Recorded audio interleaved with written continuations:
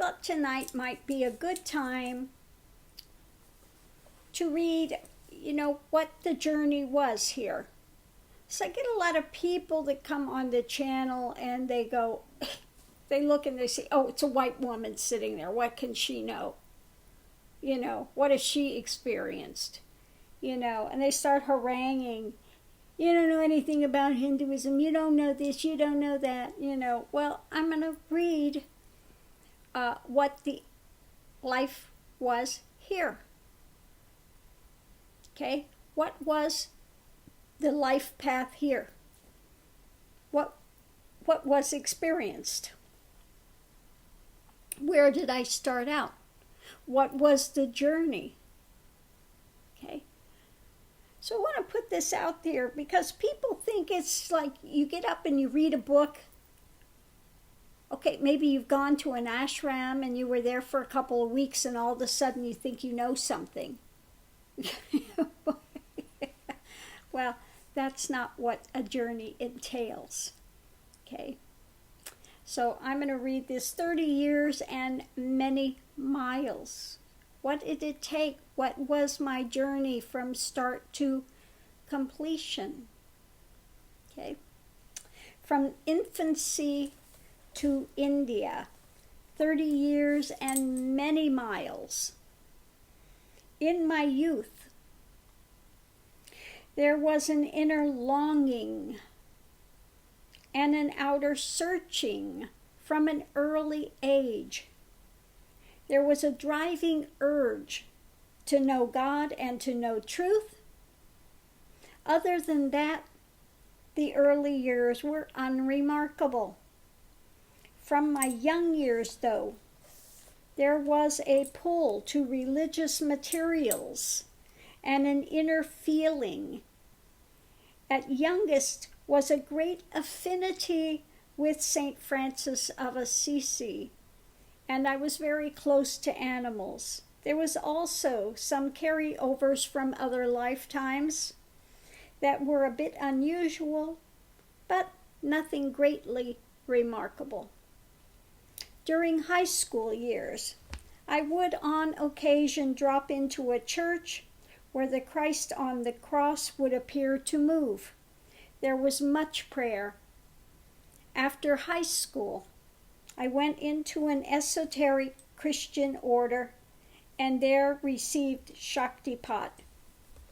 A gold bolt of light went through my body, and at that point auras were seen and other phenomena occurred.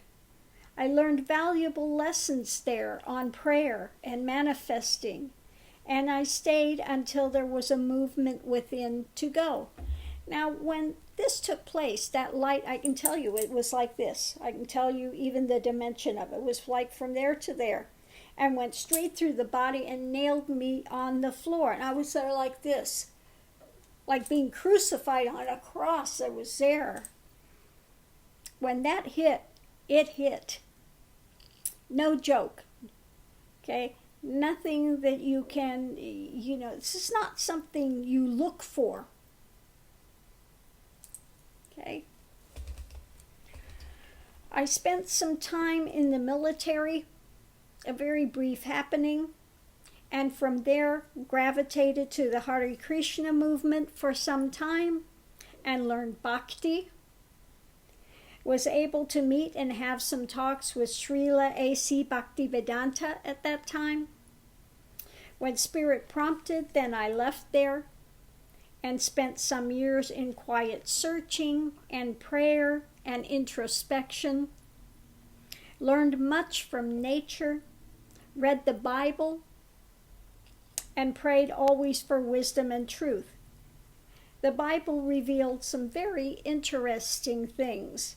Was still moving in the path of bhakti and devotion, and started going through the dark night of the soul, which lasted for years.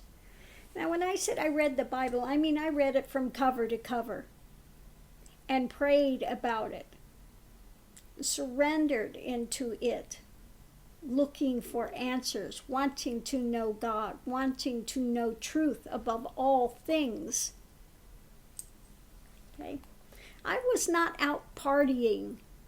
I was not out drinking at the nightclubs.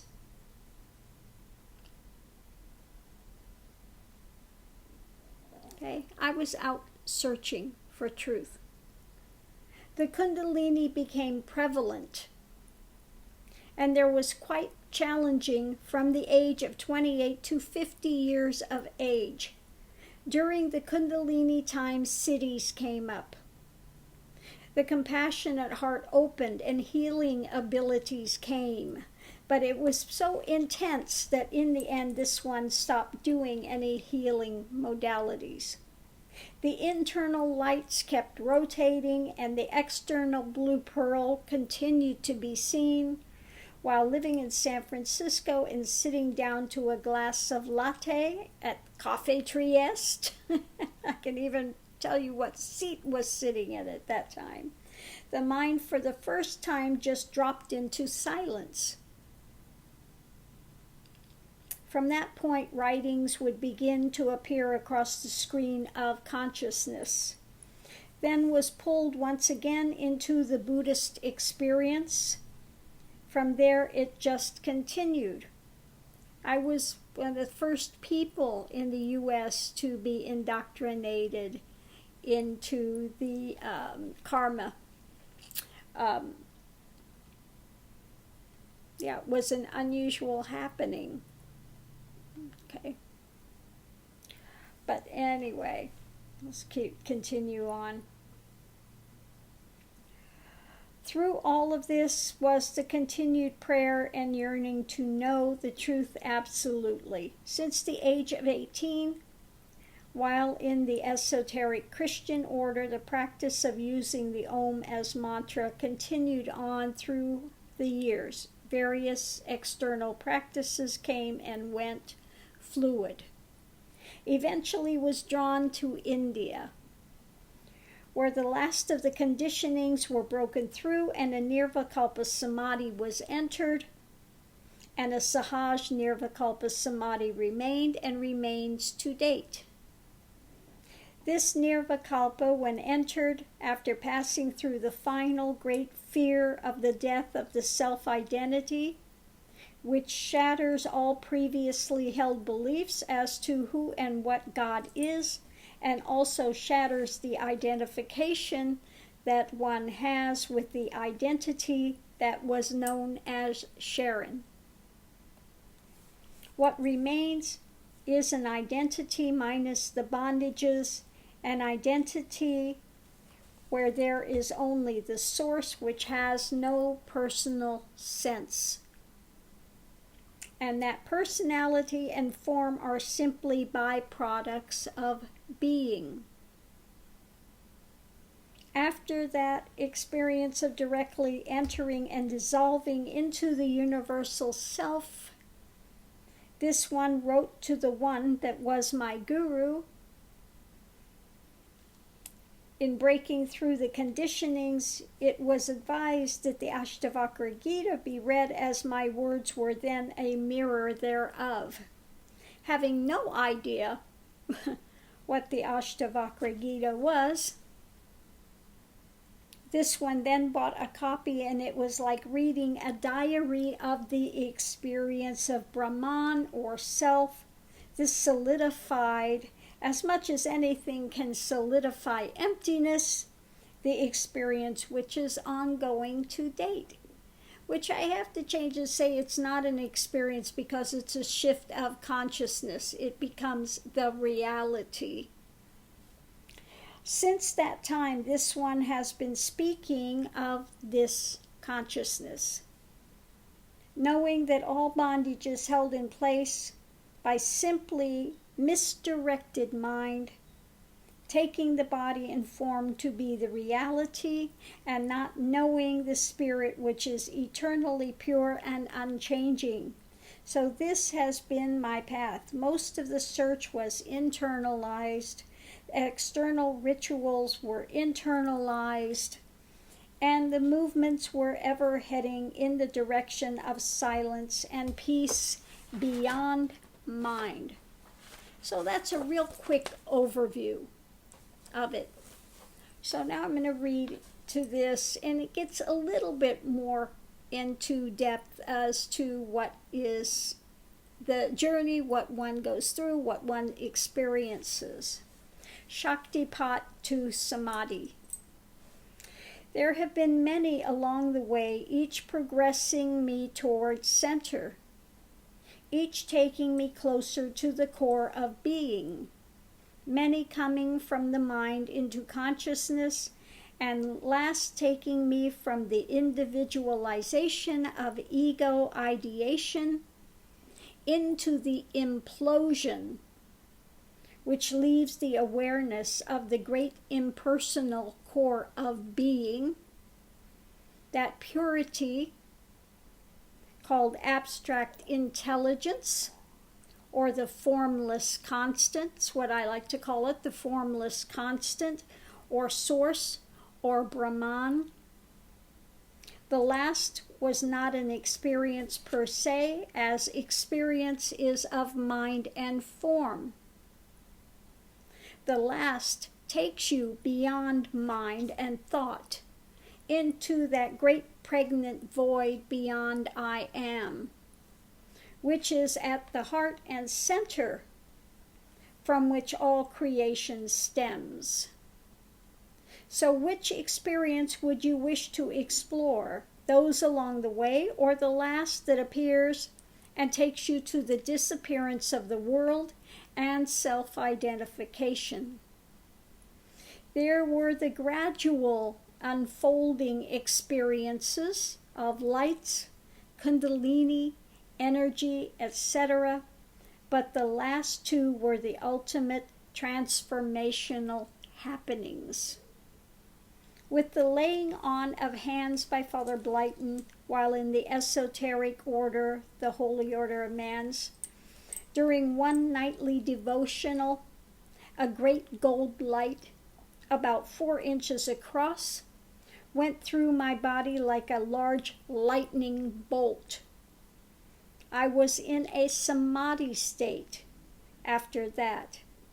From that time, I saw auras, energies. After some time, that settled.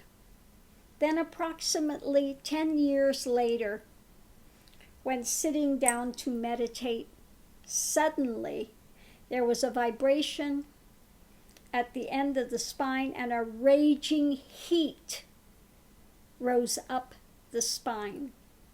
The energy continued on from that time until completion in 1999.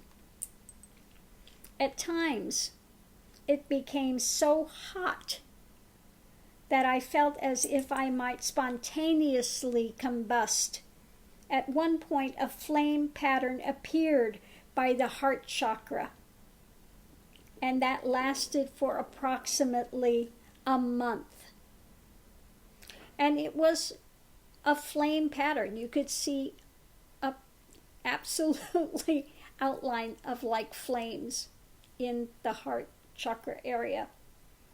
And then all of a sudden, an ice cold sensation filled that area. It was like somebody poured the most ice cold water you can imagine right in there. End of the flame pattern. During this time, spontaneous hand mudras and postures took place for some time. At that point, you just start automatically doing all of the hand gestures that you see the statues doing. It's not something you're trying to do. The body just does it. You start doing all these yoga moves. Again, not going to a Kundalini yoga class. Your body automatically, spontaneously starts moving you into these yoga moves to connect these energy pathways in the body. Okay. At times during the process, pictures that were taken would come back with lights showing. This was not aura photos. This was regular cameras. One time there was a large gold light coming from the crown of the head, while from around the waist there appeared a fog or a mist. You could see absolute light coming here. And another one where you could see light proceeding out of the mouth. It was like a fog from the bottom half of the body. Okay? And this again was in regular camera pictures. Not aura photos, nothing like that.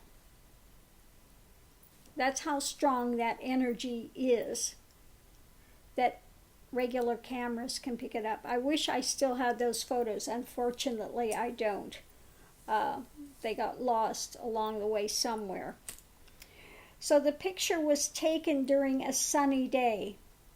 This phenomena happened on many occasions, with many different cameras and different persons taking the photos. At one point, there was the belief that Tantra was needed to balance such energies. But going beyond that, I found that it was just an ideation and a concept that had in the end no more validity than that which your mind creates, sustains, and holds. If your mind believes that it is needed, then the form and emotion will create that need, but in truth, beyond it is no male or female. Therefore, it is a self-generated ideation and eventually will be moved beyond. Empathy to enlightenment and mystical union.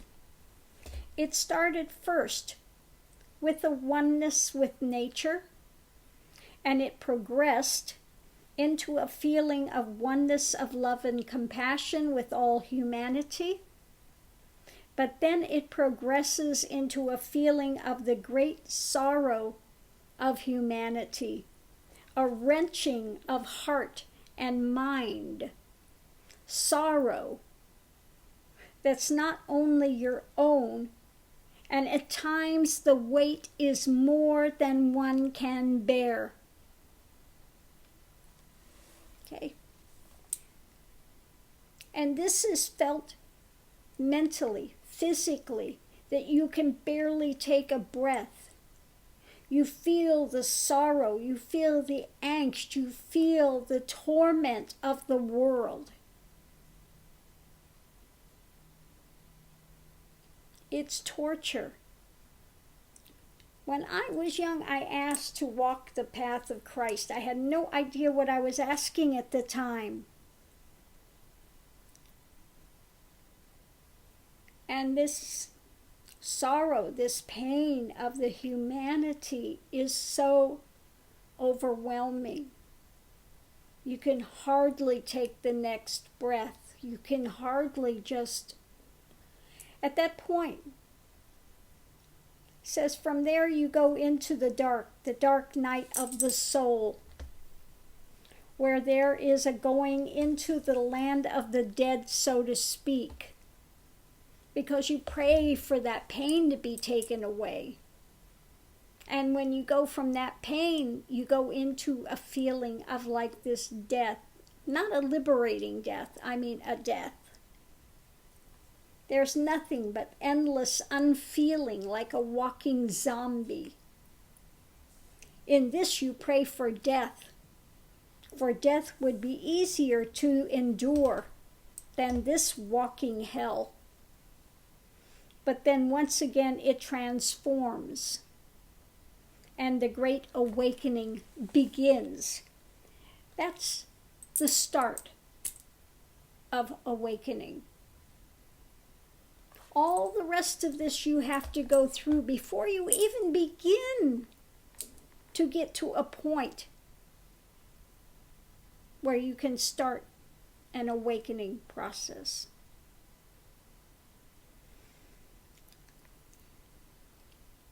Like I said, at some point it is so bad you are literally praying for death because you do not think you can take another second of this agony and this hell of seeing this suffering.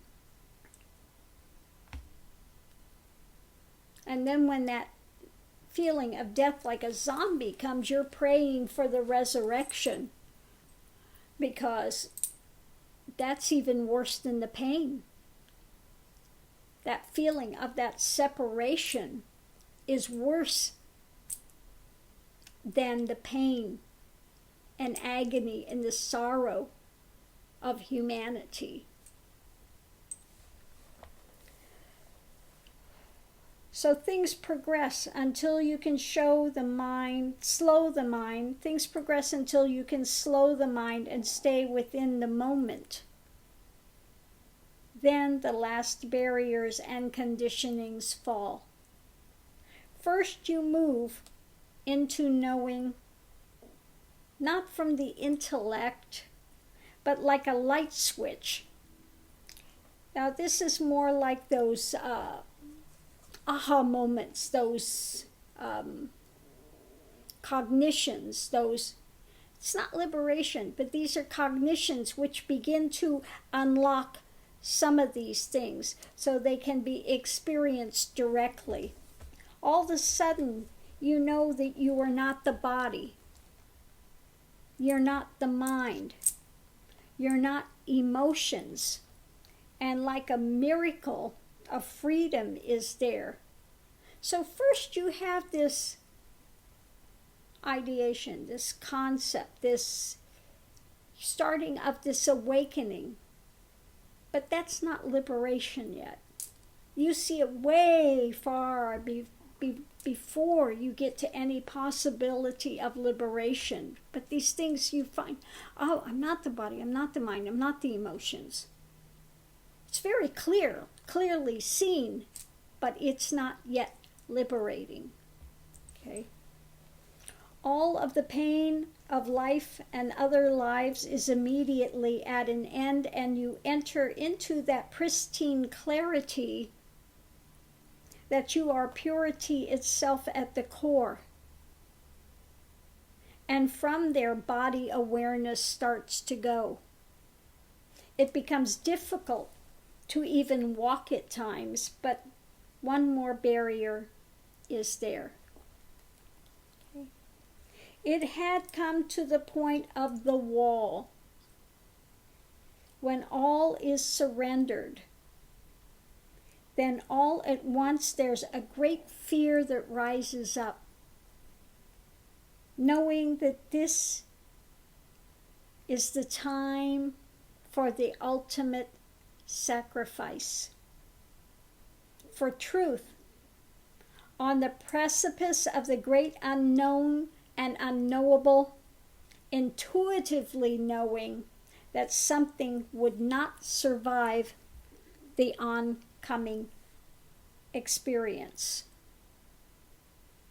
In faith, there is a transcending, a lapse into that place which is beyond mind and transient realm. There's no awareness of this world, or seeing with the eyes, or hearing with the ears. The you ceases to be. And what is beyond the transient is rested in. No longer a within or a without, simply source or essence at the core of being remains. How long within that eternal moment? I know not, for I was alone. Whether a second or days, there is no remembrance. And when coming back to body and senses, the great change has been wrought. It would never be the same world as before. That self that was disappeared. And simply the great impersonal remained and remains to this day. There's a total shift of consciousness. the person you were dies. Never was, never existed. There's a total shift of consciousness. So conceptualization to actualization. When simplifying life and existence and slowing into the moment, allowing every action to become a meditative happening, that affected and moved me into the no-mind state, and then creative emerged. Just like ritual connects the inner and outer realities, being that mine took the form of spiritual writings, it moved me closer to center. First the words emerged as concepts, and then they became actualized as truth and knowing by direct experience.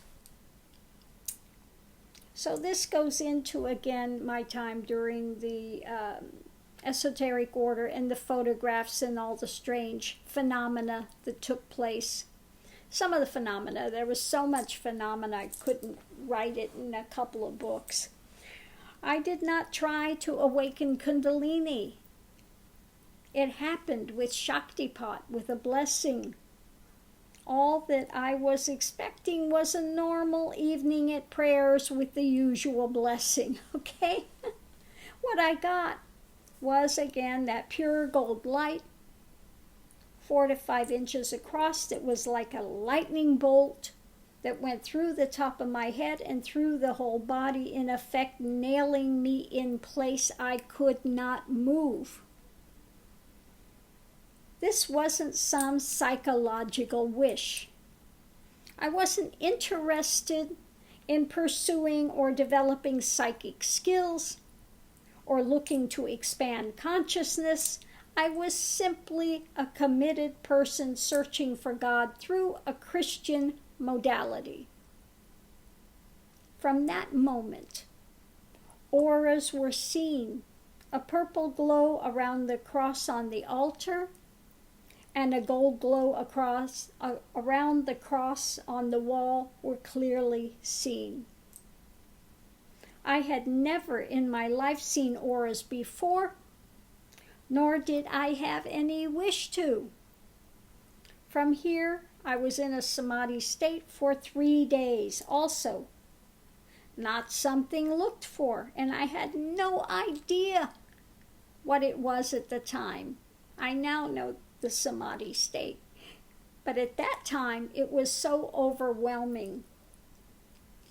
But Father Blayton knew exactly what had happened when it happened. So his energy was so intense that a few TVs blew out when he walked by them. That's how intense his energy was, okay?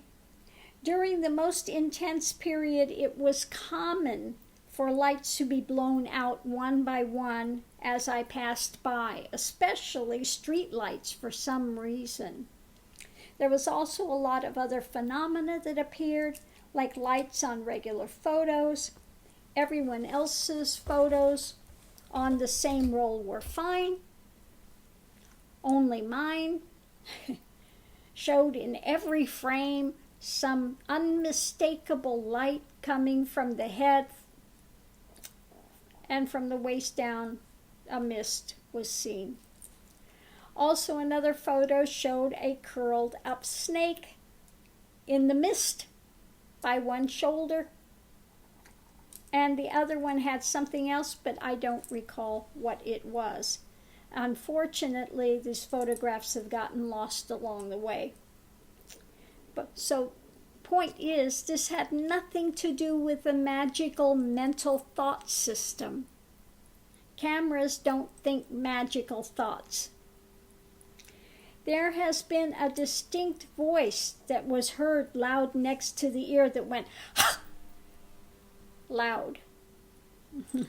Also have heard internally a voice, but it felt to be some sort of like a psychic radio type of happening, random waves, which I didn't really pay attention to.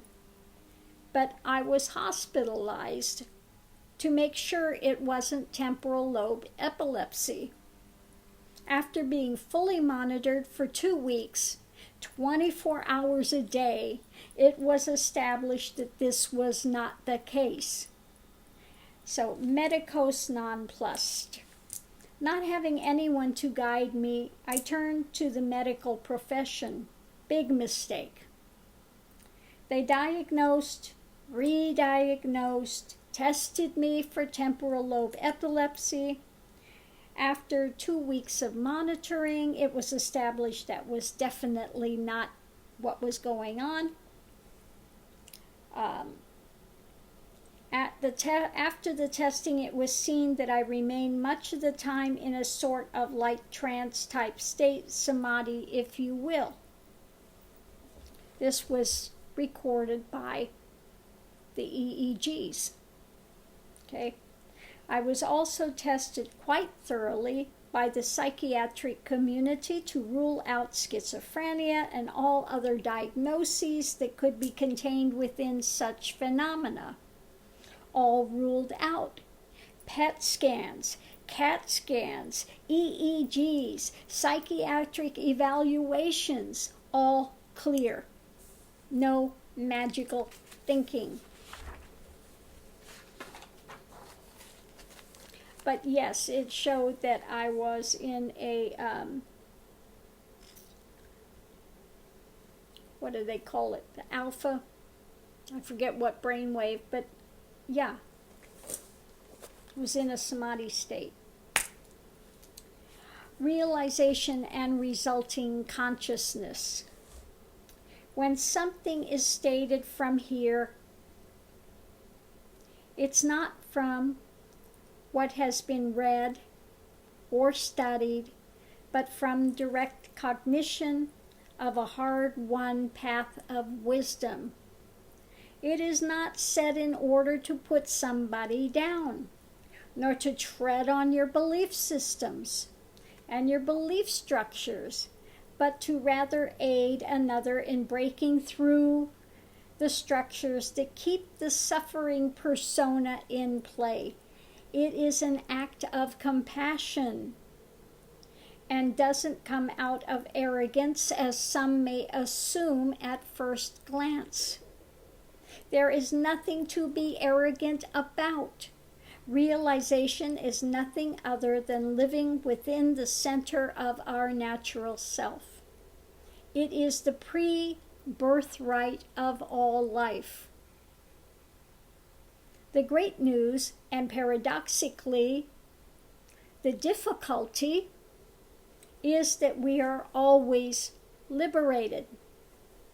As total potential, the quantum reality of mind creates and sustains the seeds and gardens of our bondage. In seeking more control, what takes place are more velvet bars, holding the mindset of a limitational birth and death self, all seeking done in order to secure its safety, is again another hindrance and a jail.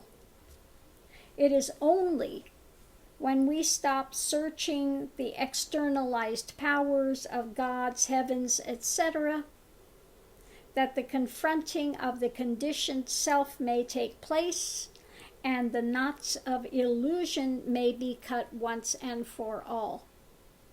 There are 2 ways in.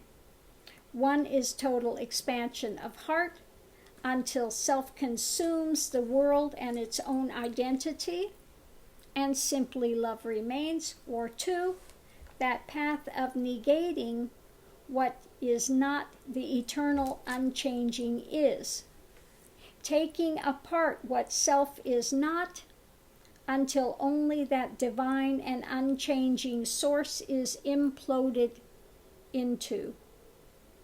Then one enters into the pregnant void that is empty in nature and yet contains the whole of the universe and its fragrance. In either case, the me image as a singular, need to be protected fallacy is over. And this is what people don't understand. They want to say, oh, Kundalini is just an experience. No. Kundalini puts in the face all of those things that need to be seen, to break through. It shows you are not the body. It puts into place all of those things. And when you are done, you will know the mind inside and out. Kundalini takes you through the 7 levels and layers of consciousness. All of these things being put in your face so that you have to confront it. And this point of negation takes place. Neti, not this, not this, not this. So if you think that Kundalini is just a little experience of feeling something and that's it, you are so mistaken. Okay? Kundalini is that motion of God moving. Okay? Read the Chandipat. Kundalini is Kali. It is fighting all of those demons, which the greatest one is ego, to break through it. If you understood Kali, you understand that, then you'll understand Kundalini. Okay? Let's continue forward.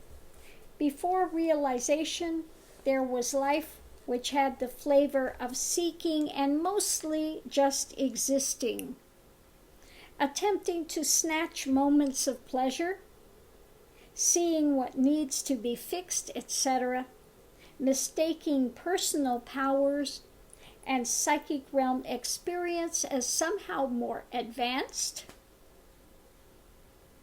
But no matter how many cities appear, they do not translate out to the sense of peace and settled being. They can be just another support to the me, even when couched in terms of being used to aid the world, or the false humility of I'm only a tool in the hands of God mindset. The point is the keeping of the I as a separation. Okay? Those are stumbling blocks along the way. They are there to show the fallacy of what it is. Okay? Here's power. Here.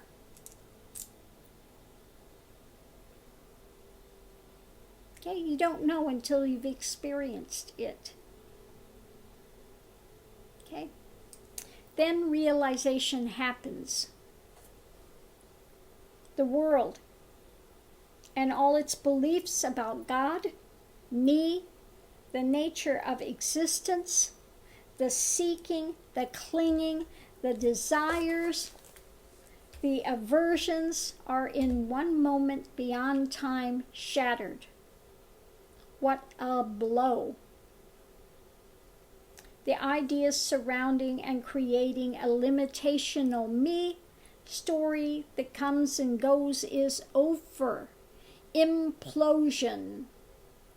There is only absolute, without name, without form. Impersonal intellect, without knowledge. Relational knowledge raises not its head, for that is in the realm of duality. There is only overwhelming is. Beyond any dispute, whole, forever one, without a second. And if the world ends in a heartbeat and all of creation falls away still, this is and shall always be total simplicity, unchanging. This is which as the sustainer makes possible the ability of thought, love, the fragrance of pure experience through motion, which appears to subdivide the indivisible into existence. Okay? Self is a misnomer, for there is no personal self as such. It is all-encompassing, absolute, without question, pure, unchanging, life, the life of all life and the death of all death. And this is, which is beyond a separation of mind as thought and creation, is what is the divine essence of not two. There is a reason that it is stated not two, and they don't say one, because it's also not one. One can be subdivided. The eternal is can never truly be divided. Okay, so it's not two. It is also not one, as one is substance and divisible. As it may be seen, this is not able to be translated into divisionary speech and cognized in its fullness by mind, limited to conceptualized ideas and frameworks ingrained as points of self-experience. It blows the mind to bits. Sometimes all words fail and they fall away. The world at once is totally changed, and at the same time nothing has changed. There's a body that speaks, and yet no point of a seeking self remains. This cannot be explained logically.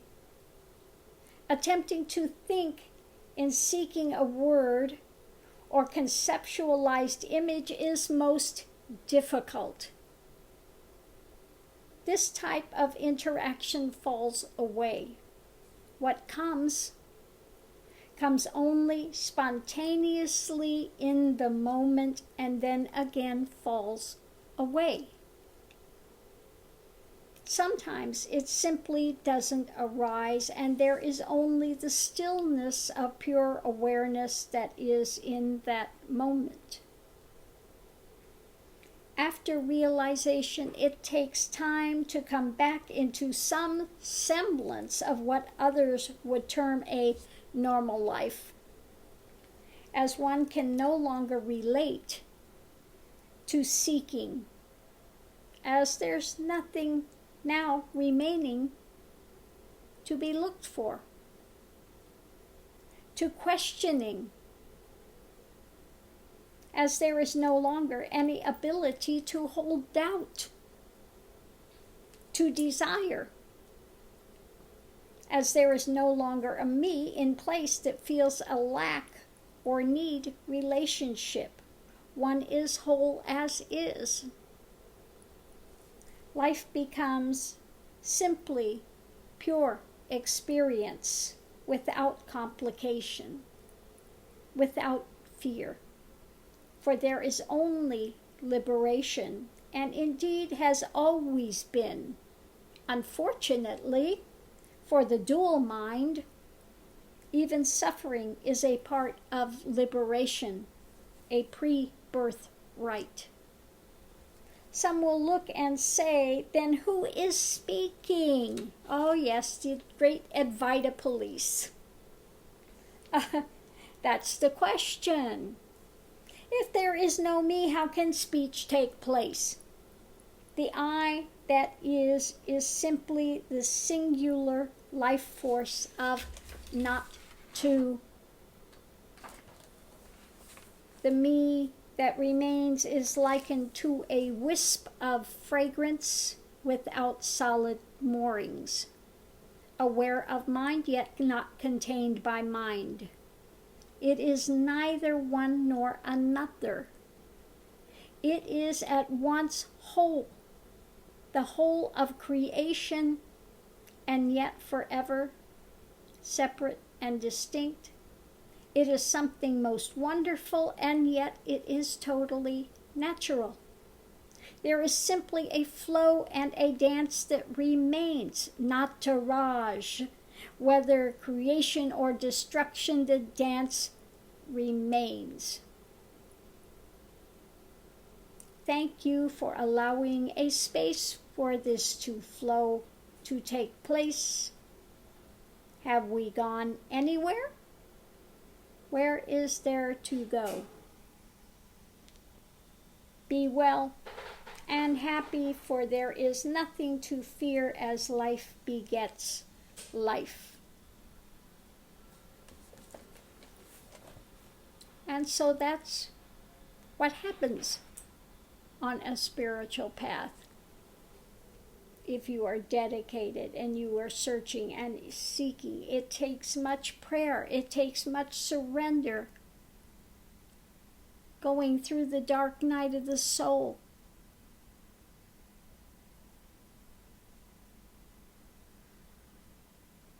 And then when all implodes and falls away, one realizes they have always been free. It's how quantum works. Okay, quantum. You are free to be in bondage. Okay. Oh. And what remains is just that silence. There's always here that silence. That's what a Nirvikalpa Sahaj Samadhi is. There are no internal thoughts any longer. It's just quiet. Quiet. Whereas most people are hearing the mind, thoughts, self-talk all day, here there's nothing. Quiet. And it's been that way since 1999. The mind has not regenerated into an ideation of a separation, of a me-ism.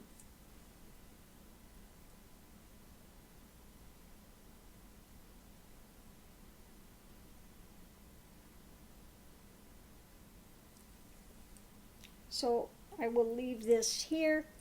You know, for a long time after realization, one comes back and it's very difficult to speak. You almost have to learn again to use language, because to say I is very foreign at that point.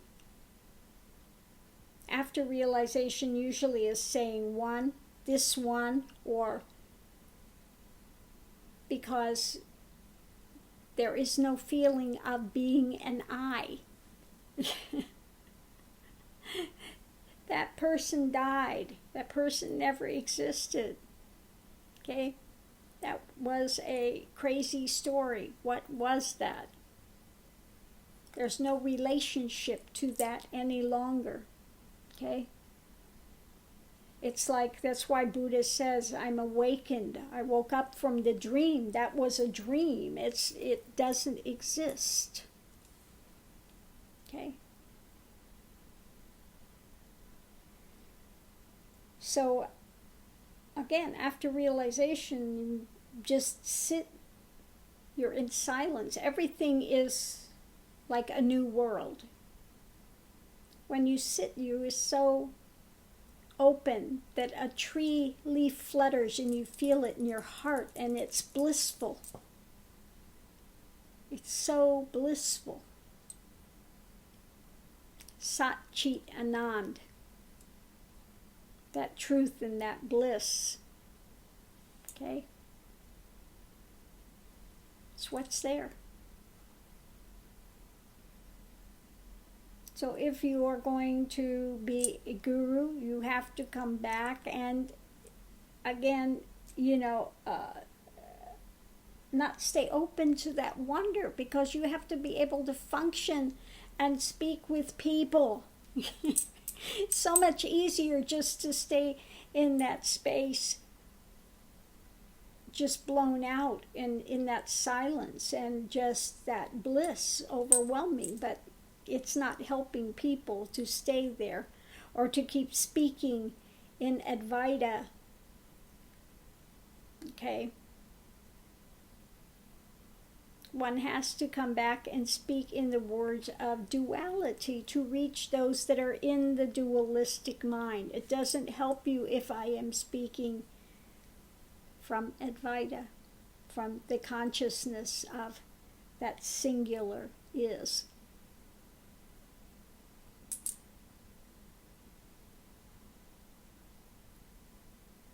Okay? Because we're here to try to move people forward out of the suffering self.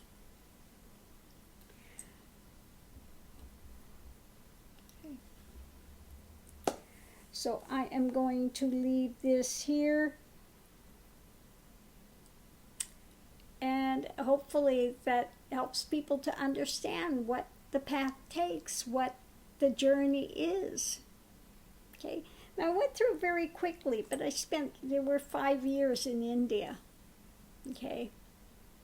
And this was taken over, like I said, from a young age, from even before high school. I didn't spend my time in parties,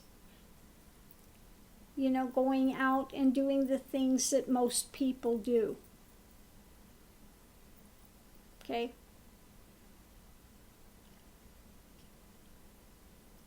I didn't have a relationship where I'm living with somebody for years.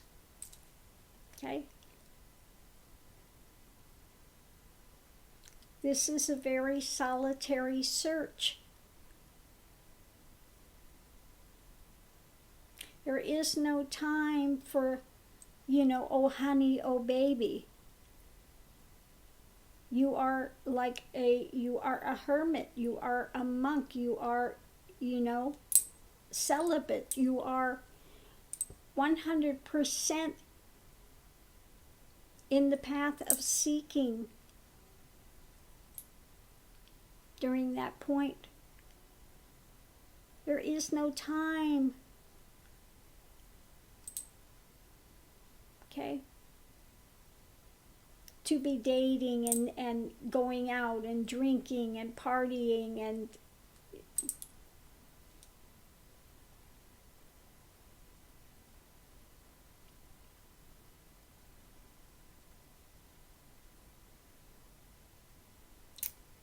so I just wanted to leave this here. Some things that you come to cognize again too, and so much, I think of so much of Hinduism is mistaken. When you're there, you take the external practices and that becomes internalized, and then you understand and you see that the different gods, goddesses are different energies. They're different, how do I want to put it, different types of states of consciousness, different. You take things in and it becomes very internalized rather than this external thing that people want to make it out to be. Externalized things. Until you come to the inner knowing, you will stay in this dualistic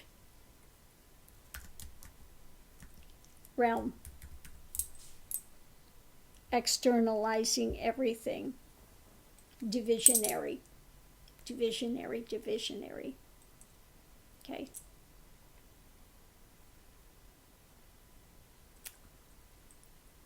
So I hope this helps some people to understand what the journey is. Okay. Rather than people thinking that, oh, if you're a spiritual teacher, oh, you have to be dressed in robes, you have to do this, you have to that. If people that are doing that are still caught up in the game of it, when everything completes, everything dismantles, you don't need to play the game of spirituality. You are on holy ground wherever you are at. There is not one place more holy than another place. Okay? You wear the robes, you do that as long as you need to cling to something as an ideation, as a concept. Okay?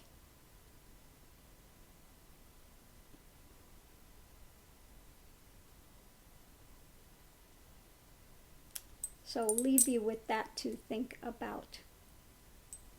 Have a great evening.